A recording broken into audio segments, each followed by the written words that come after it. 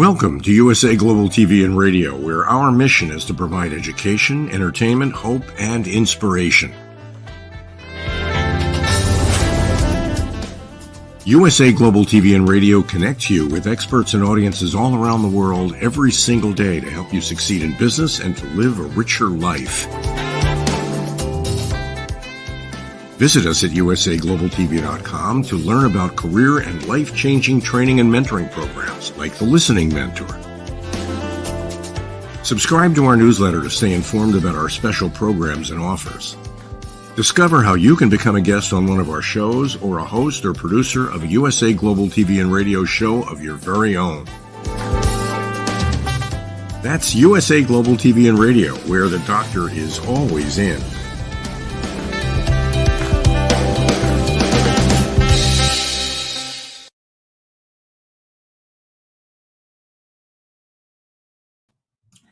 Hello, good morning, good afternoon, good evening, and welcome back here at USA Global TV and Radio. My name is KIM-ADELE Randall, and I'm the host of today's show, Authentic Achievements, which was set up a few years ago with the sole purpose of sharing other people's authentic journeys to help others to overcome challenges that they might be facing. And today I'm delighted to be joined by the fabulous Tara Halliday. So Tara will join us in a second, but let me tell you first a little bit about Tara. Tara is a world-class imposter syndrome coach. She guides high-achieving leaders to eliminate imposter syndrome and develop energy, focus, calm resilience, and effortless confidence. Tara brings a practical and scientific approach to helping high performers reach their highest potential. She has over 20 years' experience as a qualified holistic therapist. She's a certified coach and a certified neurofeedback trainer, and she's got a PhD in engineering. She's the author of Amazon #1 bestsellers Unmasking, The Coach's Guide to Imposter Syndrome in 2018 and Outsmart Imposter Syndrome in 2023. Her mission and passion are to free high achievers and leaders from unnecessary internal suffering so they can live happy, meaningful, and successful lives. And as somebody who has suffered from imposter syndrome in the past, I know just how debilitating this is. So without further ado, I'm going to now welcome Tara to come and join us on the show. Tara, welcome. Thank you very much, Kim. Delighted to be here. Oh, me too. I always find our conversations so insightful, and I know that our audience is going to do the same. So I've given everybody a bit about your bio, but can you bring that to life for us a little bit more? I mean, I always love your journey from engineering into imposter syndrome overcoming, because it's such an inspired story. So would you share that with us, please? Yeah, sure. So well, this goes all the way back to when I was like 13 years old and in a careers class at school. And I was asked what would I like to do. And I had two things I was interested in: being a pilot, which I never happened actually. And I also wanted to be a psychologist. My family weren't interested in me being a psychologist. They actually said, there's no money in psychology, you've got to do something more practical. So I went into engineering, like many people influenced by their families. And I had a 10-year career as an engineer. And then finally, I escaped from it and got back to what I really wanted to do, my passion, which was helping people overcome the suffering that they're experiencing in their lives. And so I trained as a holistic therapist and worked on all sorts of people's dramas and traumas and stresses to help them. Some people kept coming back, which was not the point. So what I did is I investigated why, came to, it was a particular belief, found an amazing coaching training around unconditional worth, and we'll probably talk about that a bit more.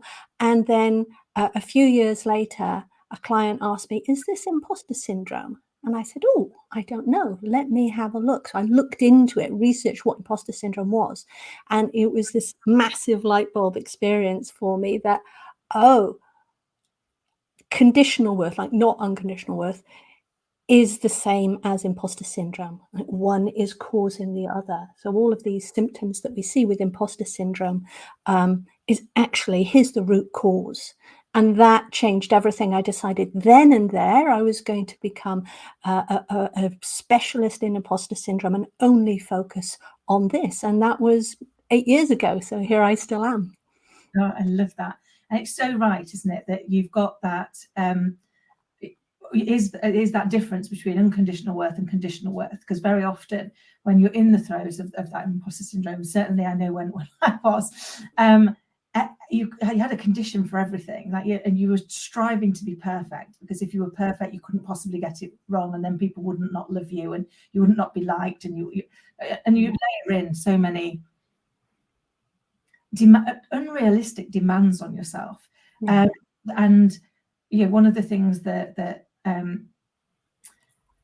I've found in this was one of the strangest bits of it is, when you're in the throes of imposter syndrome, the last thing in the world you're going to do is talk to somebody, because then they're definitely going to know you're an imposter, because you spend all of that time going, oh, if only they knew, if only they knew. And yet, as we know, that actually once you start talking about it, then actually you can start to understand it. And once you start to understand it, you can start to have strategies to change that, to have a look at those beliefs that are no longer really serving us, that aren't helping us to achieve, and that are probably still being viewed from a misunderstanding when we were a child. And so it's about having to keep updating that software, isn't it? It's about changing those parts. But tell us more about that unconditional, how you move from conditional belief to unconditional belief, because that's such an interesting link between the two parts of your coaching journey, the earlier one and now the focused one in the last 8 years. Yeah, so conditional worth is what the vast majority of people experience, and it's a very straightforward idea. It's the idea that your worth as a human being can vary depending on what you do. So you do something good, you are good. You do something bad, you are bad. And we see it absolutely everywhere in society. People say, good boy, good girl, bad dog. It's all a judgment that your worth and your actions are linked. And the problem with that is that even when we're successful, there's then the possibility that we might make a mistake. And if we then make a mistake, we won't be worthy. Now, that doesn't sound like it's a really big deal, but when you get into the way that the brain works, you understand that is actually a very threatening situation. Your brain interprets it as a threat. So if we're back in caveman times, for example, and if you were chucked out of the tribe, that would be a death sentence, because at those times you couldn't live alone. And so the brain, a primal part of our brain, recognizes this, and that's why conditional worth is so stressful. And when you get then to identifying with your work, then it shows up as imposter syndrome. I love that. It's so true, isn't it? We do. You do see it all the time. One of the things that I try really hard with my little girl is to not link the two. It's like, that was a naughty choice. Yes. You're not a naughty person. Or that was a great choice. Again, not saying you are you and you are loved always. There may be better choices you can make, but the beauty of choice is you can make a different one. I'll be honest, Tara, sometimes it comes back to haunt me. The other day when I told Pudding, the dog, that he was a silly dog because he jumped up at me and Scarlet put her hands on her hips and went, "Mummy, he's not a silly boy. He made a silly choice." And I was like, yes, thank you for the update. But I love that whole trying to, in she's 7, trying at an early age to get her to recognise that actually don't create that link. Yes. Because it's not a good link to create, is it? No, and it's not that it will happen. I mean, you talk about how we teach children, right? It absolutely gets reinforced, but it's important to understand that this belief is not because we've been a poor parent. It's not because there was any trauma. It's not because the school environment was too challenging or anything like that. And it's not part of a person's personality.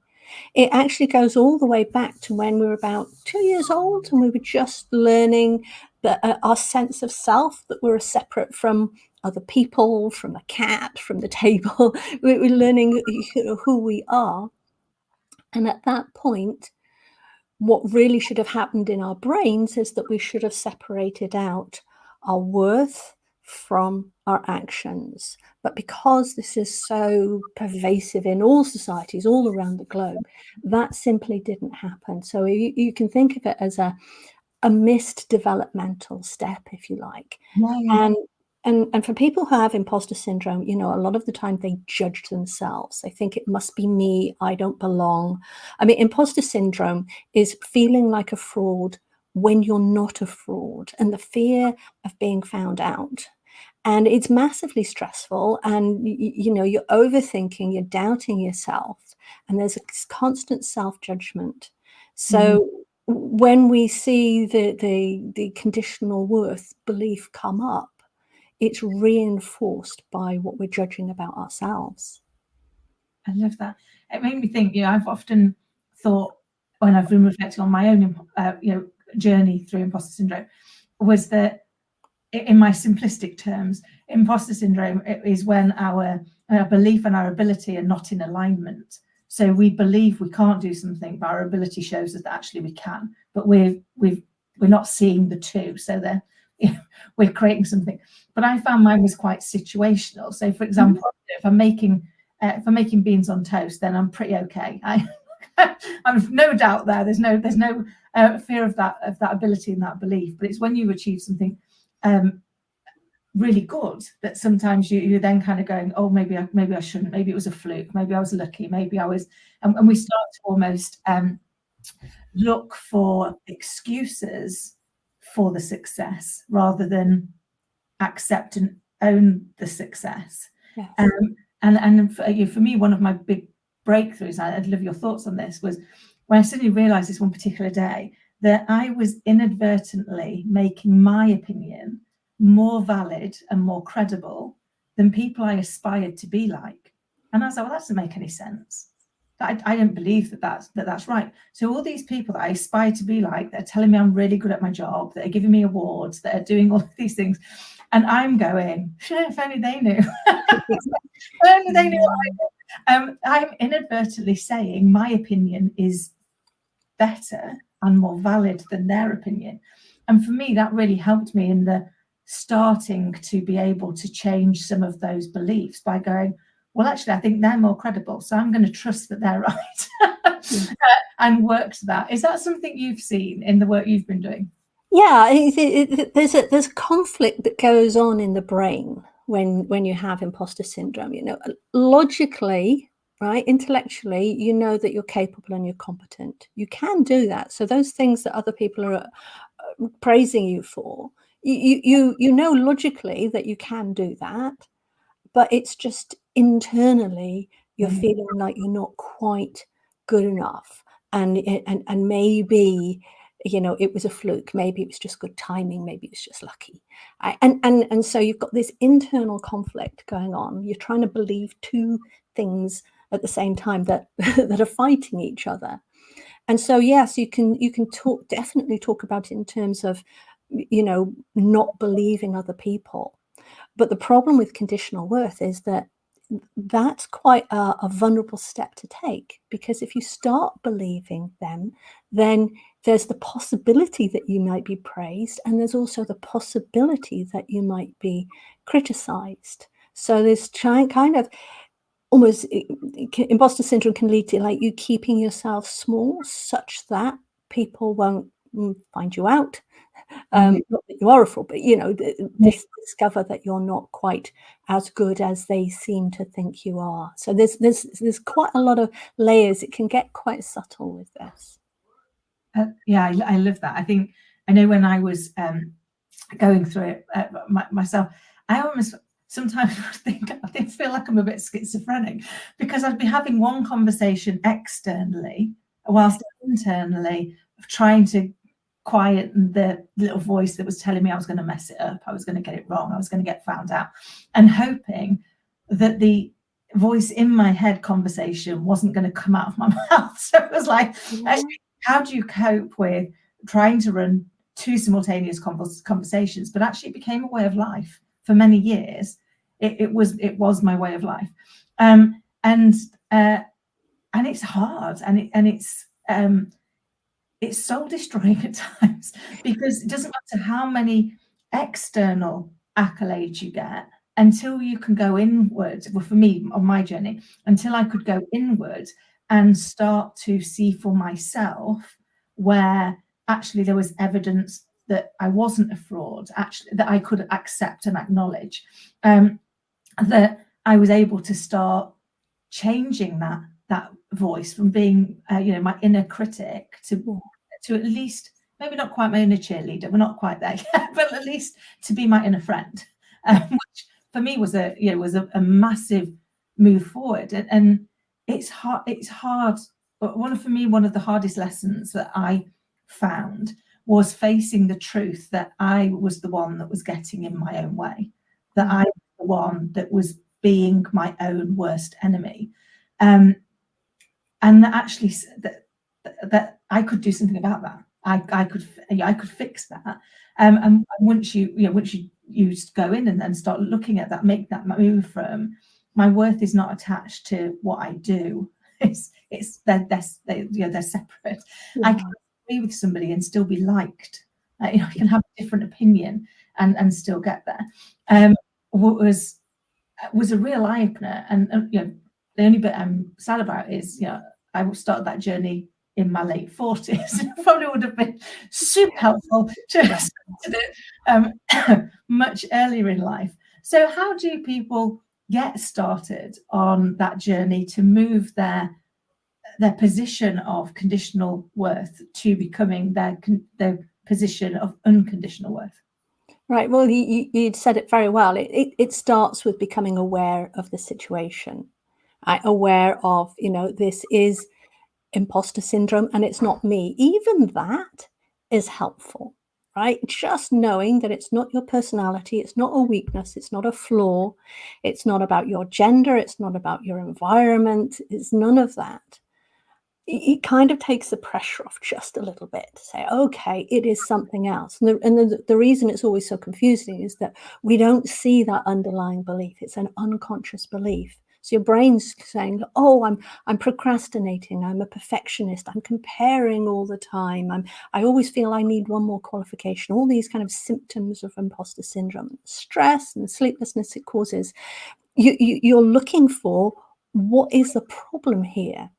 And it's hard to find it because your brain can't identify it. So when you finally recognize, oh, this is an unconscious belief, and it's my unconscious belief, then that's a brilliant starting place. Now, I love what you said, because if you just say, this is mine, right? This is I'm getting in my way, you could just follow the line of blame.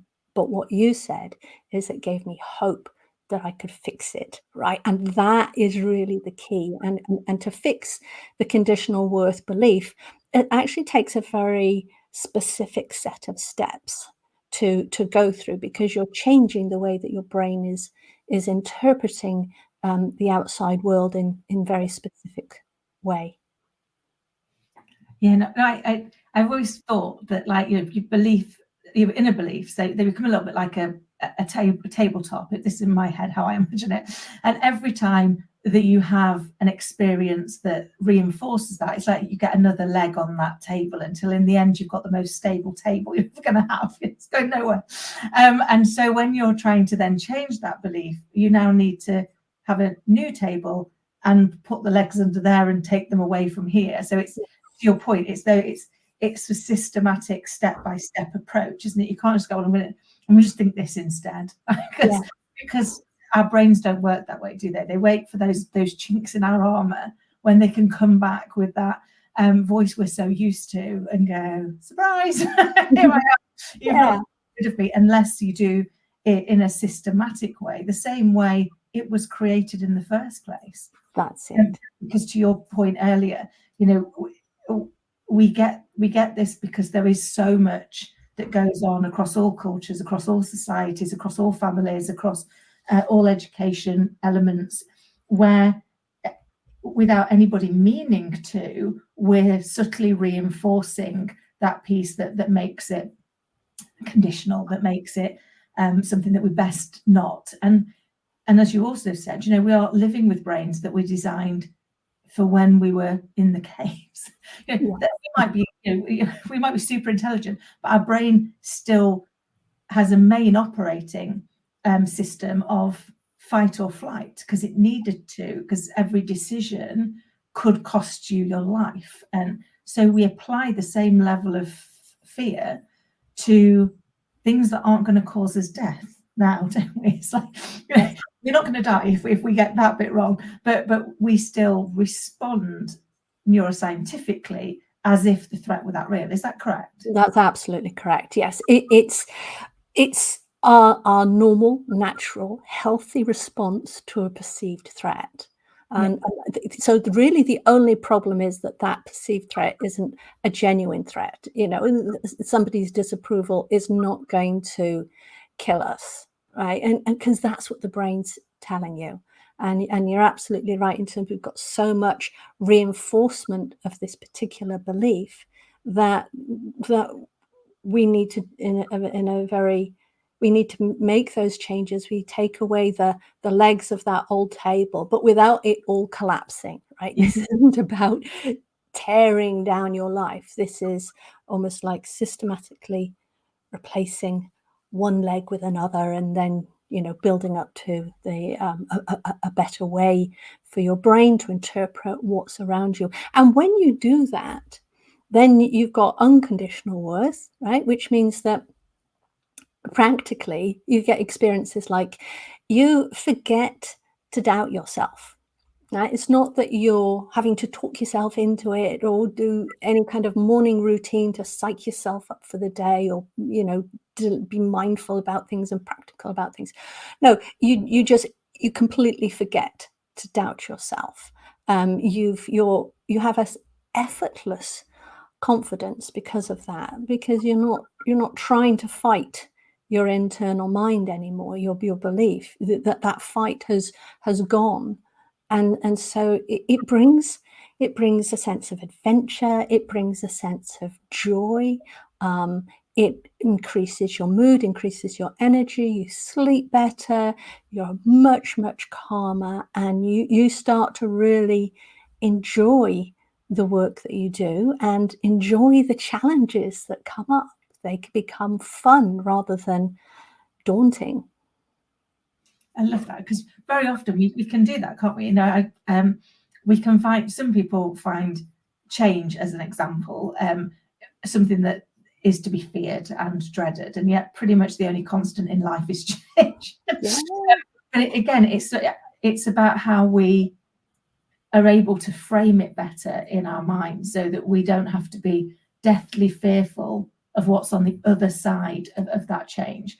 And as you said, we're creating new tables, but also I think we're reinforcing perhaps those very small tables that are in there that are hidden from sight by the big monster table that's created on a belief that doesn't serve us, to say, well, actually what we're doing is also creating some space for those smaller tables to come to light, so that you can turn the light up on them. Because as you say, it's not about dismantling who we are up until that point, and kind of, you know, not the cocoon that becomes the butterfly. What we're saying is it's the evolution, isn't it? It's the looking at those parts that say, these don't quite work for me. And, you know, I was chatting to somebody the other day, I think we chatted about it last time I spoke to you. It's almost like, I'm just looking because at my phone, but, you know, every time there's an operating system update, we're like magpies, and we're straight in there, must do that, can't possibly leave it outdated. And yet if we don't go and do the same with ourselves, how many bugs are in there? How many things that, not for anybody's malicious intent, but just now we've got better thinking, better knowledge, we've got more data within which to make different observations of the same thing, then wouldn't we take the opportunity to do our own operating system update? Because if not, you know, if I looked to mine, if I hadn't gone back and really done the digging, then actually we've pretty much, like you said, starts at 2, and then I believe that we, we kind of again at 7, and then we reinforce at 14, and at 21 we embed it. And if we don't go back and look at it, that will be the unconscious blueprint driving our lives. And I think for me that was the kind of really interesting fact, is like you're not doing it consciously. Your subconscious brain is driving it. So it's very hard to, until you become intentional and go and look at it and ask the questions. Yeah. So your subconscious brain, which in my head it's like the library of my mind.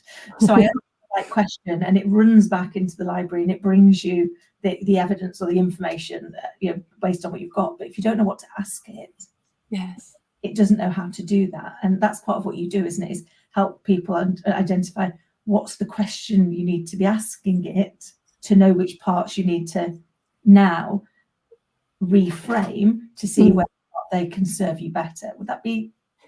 Yeah, that's part of the process, is doing that reframing. What the part that we're changing is the unconscious part. So there's a part of your brain, it's called the amygdala. It's 2 sides of your brain, just behind your eyes, and it's called the fear center of the brain. And this has, if you like, a list of dangers. Right, the fire, the tiger, the fast-moving car, the things that you should react to because they're a genuine threat to survival.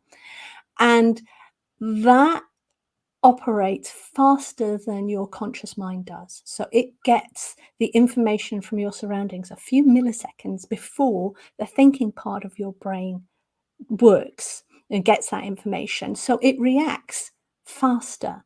So the only way you're actually going to change that response is to work at the level of the amygdala and change that unconscious. So in terms of your library analogy, we're just taking this book out and when it's out of your library, you don't go back to it, which is the really positive thing. And you aren't led by it. You're not triggered into doing it, triggered into the stress and survival state. And so it makes it a very, this is why why your confidence becomes effortless, because the thing that was blocking you has been taken away.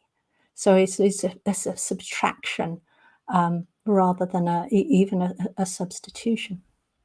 Oh, I love that. Yeah, because then you really are kind of like, well, I guess changing that list of what are there to be fearful of. Like you say, when you have fast moving car coming at you, probably needs to stay on that list. But it's looking at the ones that go, actually these don't need to be on this list of things that go, warning, we need to be scared now. We need to be we need to be in protect ourselves mode, because actually they're just things.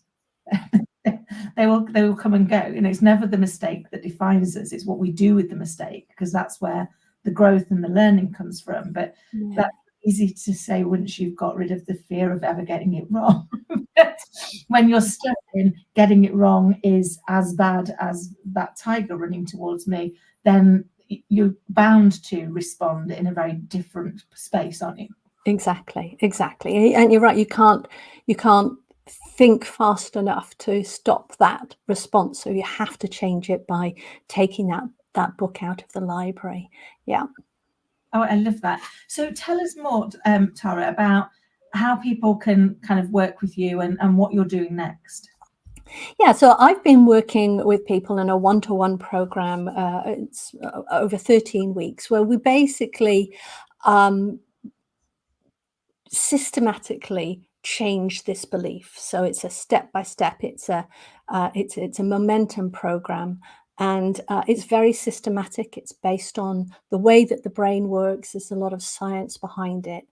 And it gets absolutely fantastic results. That effortless confidence I was talking about, that's all part of it. And so I've been working and I've got results from that, which show that this is actually better than everything else, any other approach to imposter syndrome that's out there. It's very exciting work. It's very consistent. So what I'm doing now is I'm proving how robust it is. Somebody asked me, they challenged me actually. They said, is this you or is it your process?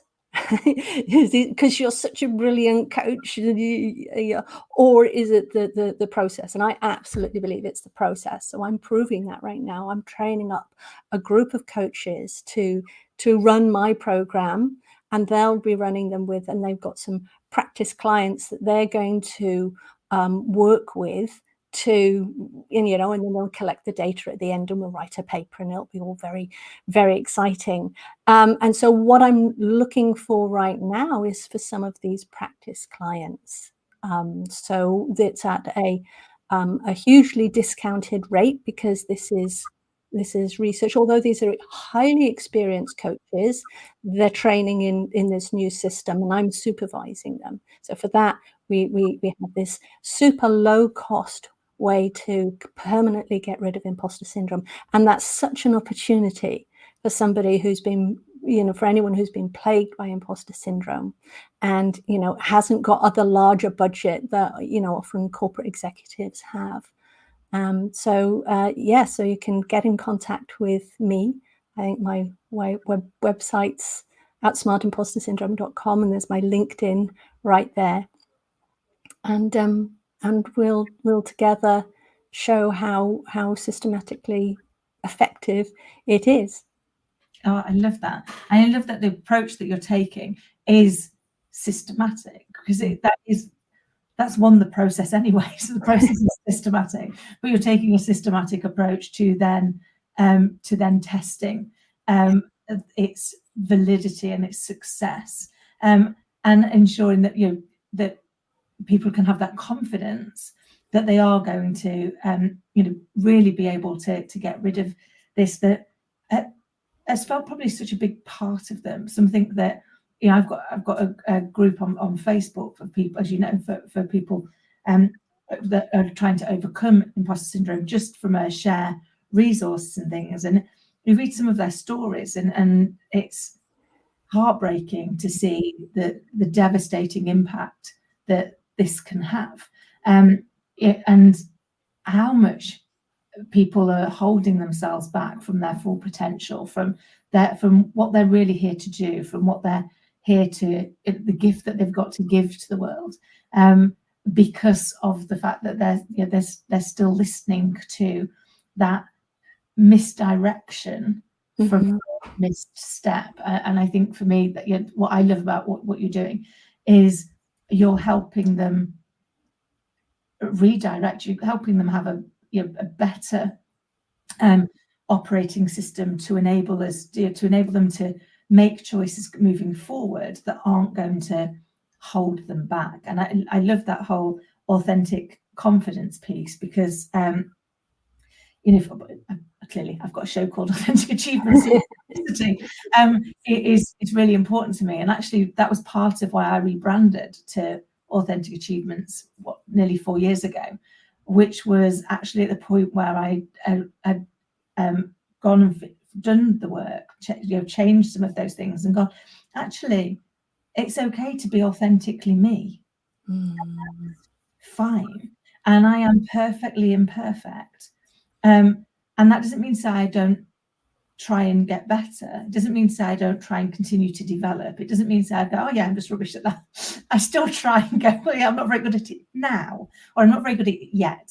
For me, one of the most powerful words in the English language is the word yet, because when you change the end of the sentence to that, it makes such a big impact. I share about my little girl all the time, but she said the other week, oh, I'm rubbish at colouring. And I said, okay, let's have a moment. I'm not good at colouring yet, but let's have a think about it. How much better is your colouring today than it was last week? And she compared the two, and she went, oh, it's better. And how about last week to last year? Well, it's much better. And how about last year to the year before? She went, oh, mummy, miles apart, like so much better. I said, how do you feel about colouring now? She went, I'm quite good, aren't I? I was like, yeah. Once we change the word to say yeah, we open the brain, don't we, to look for the opportunities for us to get better at it. Yes. The opportunity is always there. And when you're not judging yourself for it, you're not feeling bad about things for it, then you can step into and explore. And then, like, like your daughter, exploring her coloring then becomes something that's fun and exciting, and she can be creative about it rather than being disappointed about it or judging herself for it, things like that. I love that.